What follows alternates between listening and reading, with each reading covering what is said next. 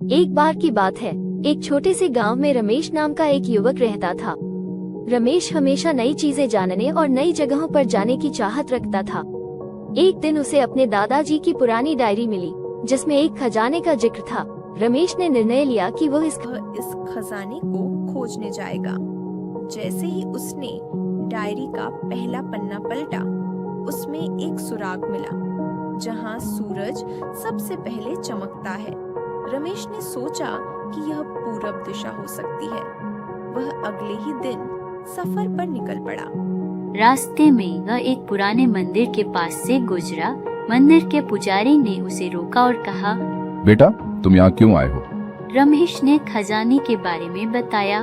पुजारी ने मुस्कुराते हुए कहा, तुम्हें एक और सुराग चाहिए। इस मंदिर की सबसे ऊंची घंटी बजाओ। रमेश ने ऐसा ही किया और घंटी बजते ही नीचे से एक गुप्त दरवाजा खुल गया। अंदर एक और सुराग मिला जहां जल और मिट्टी का मिलन होता है। रमेश समझ गया कि यह सुराग नदी के पास का है। वह नदी की ओर बढ़ा।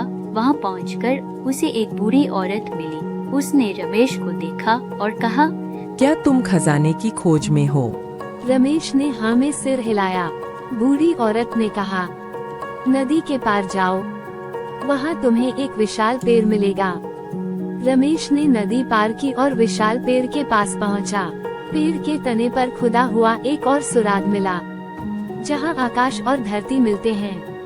रमेश ने सोचा कि यह पहाड़ की चोटी हो सकती है।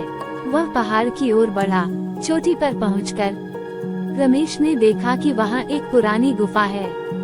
गुफा के अंदर जाते ही उसे एक बड़ा सा बक्सा दिखा। उसने बक्से को खोला तो उसमें एक पत्र मिला।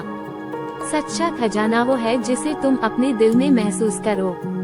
रमेश ने समझ लिया कि असली खजाना कोई वस्तु नहीं, बल्कि उसका ये अद्भुत सफर और उसकी हिम्मत थी। उसने गुफा के बाहर आकर आकाश की ओर देखा और मुस्कुराया। उसने जाना कि जिंदगी का असली खजाना खुद को जानना और हर दिन को एक नई चुनौती के रूप में स्वीकार करना है। रमेश के इस अनजाने सफर ने उसे जीवन का असली अर्थ सिखा दिया। वह खुशी खुशी अपने गांव लौट आया और अपनी कहानी सबको सुनाई।